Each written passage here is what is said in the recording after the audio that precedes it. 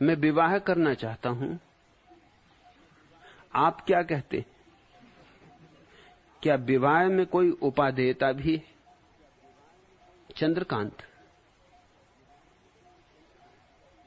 विवाह में उपादेयता बड़ी, सबसे बड़ी उपादेयता तो यह है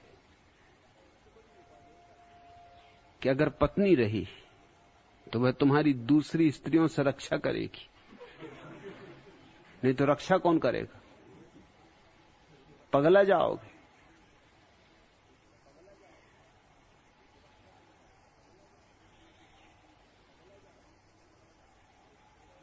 पत्नी रक्षक है, न देखने की देगी इधर न उधर, न झांकने देगी इधर न उधर, 24 घंटा पहरा रखेगी, सोते में भी हिसाब रखेगी क्या सपना देख रहे हो।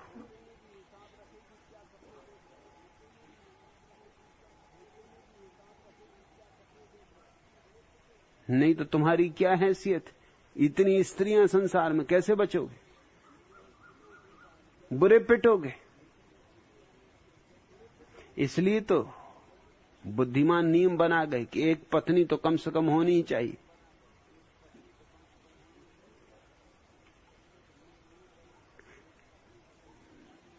मगर ख्याल रखना,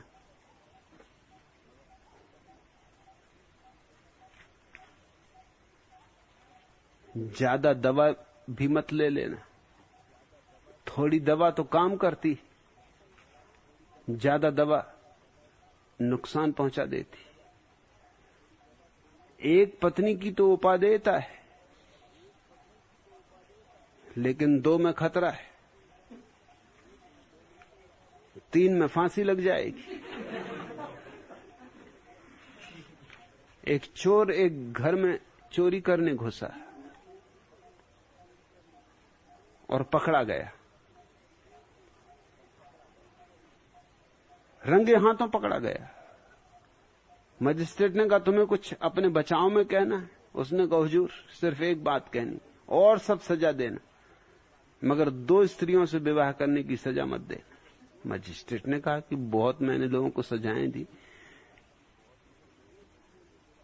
इस तरह से तू क्यों डरा हुआ है? उसने कहा कि अगर 2 स्त्रियां न होती इस आदमी के, तो मैं पहली तो बात फंसता ही नहीं आज। और इसकी जो मैंने गति देखी,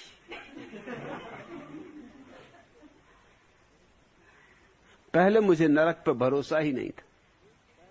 इसकी एक पत्नी नीचे रहती, दूसरी पत्नी ऊपर रहती, बीच में जीना है। एक पत्नी इसको नीचे खींचती थी और एक पत्नी इसको ऊपर खींचती थी। इसकी ऐसी खींचातान हो रही थी कि मैं तमाशा देखने में लग गया, मैं भूल ही गया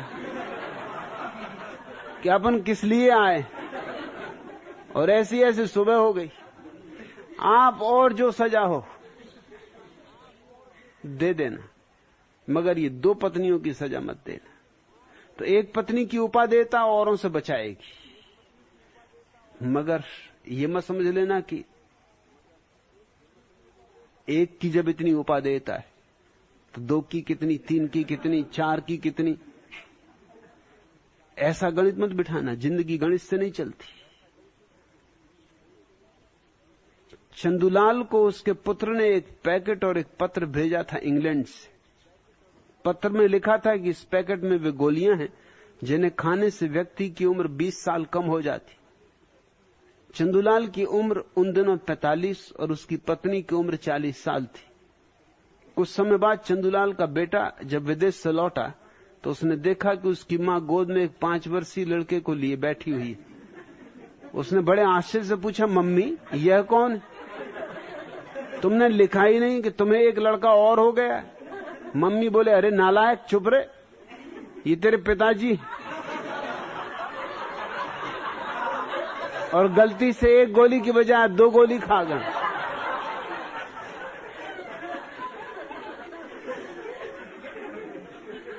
सो चंद्रकांत, विवाह करना चाहते हो तो भैया करो, बिना गड्ढे में गिरे। अनुभव किए बिना कोई उपाय भी नहीं, और विवाह के बिना दुनिया में सन्यास होता ही नहीं। इतना ख्याल रखना, इसकी बड़ी उपादेयता है। विवाह ही है जिसने सन्यास को जन्म दिया। न होती यशोधरा, गौतम बुद्ध का पता न चलता। सारा श्रेय जाता यशोधरा को।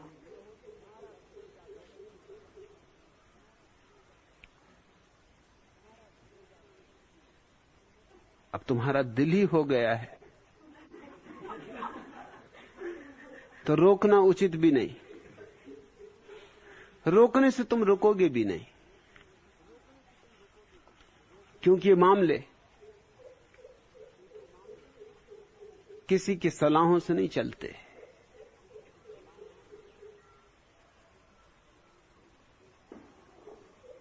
शादी के पहले एक दृश्य होता जो खूब लुभावना होता, और शादी के बाद दृश्य बिल्कुल बदल जाता।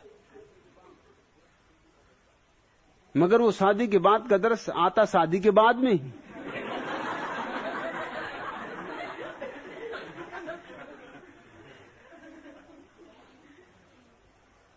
उसका कोई पहले आने का उपाय नहीं। शादी से पहले जी चाहता है तुम्हें यूं देखता ही रहूं मैं अपलक। मेरे जीने का सहारा है बस तुम्हारी एक झलक। तुम्हारे अधरों की मादक मधुरता जीवन रस है मेरे लिए। तुम्हारे कपोलों की मृदु लालिमा ऋतु पावस है मेरे लिए। चंचल चितवन चपल चक्षु जो चांदनी हो चकोर के लिए। या की मस्त अली कली का मादक मधुर पराग निरंतर पिए। खुले खुले चिकुर फैले तुम्हारे मुख पर जैसे व्योम में हो श्यामल घटा। अवगुंठन की आड़ में अर्ध छिपा अल्हड़ मुखड़ा जैसे मेघ आड़ में हो चंद्र छटा। तुम्हारे मुख से मुखरित होने वाला प्रत्येक शब्द मेरे कानों में सुधारस घोलता है। किसी भी तरह तुम्हें पालूं प्रिय। मेरा अंतर्मन रह रह कर बस यही बोलता है। यदि कर गहो तुम मेरा तो अपनी राह बना सकता हूं मैं।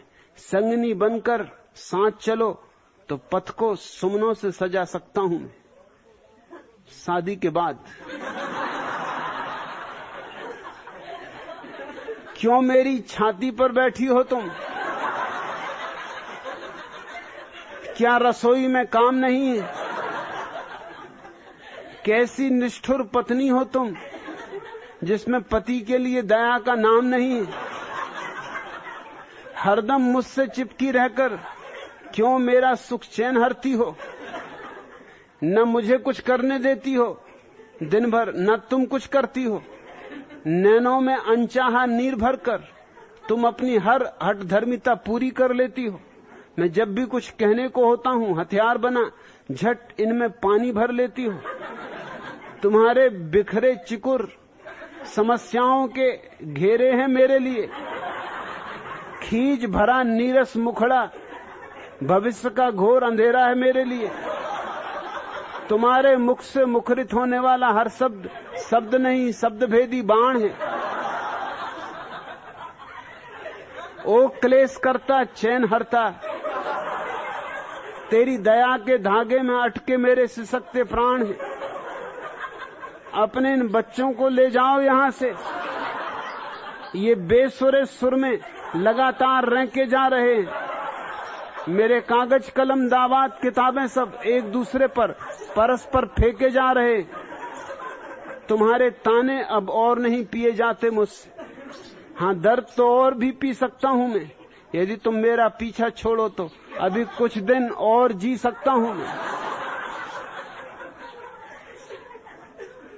अभी तुम्हारे मन में भाव उठा चंद्रकांत, कर गुजरो।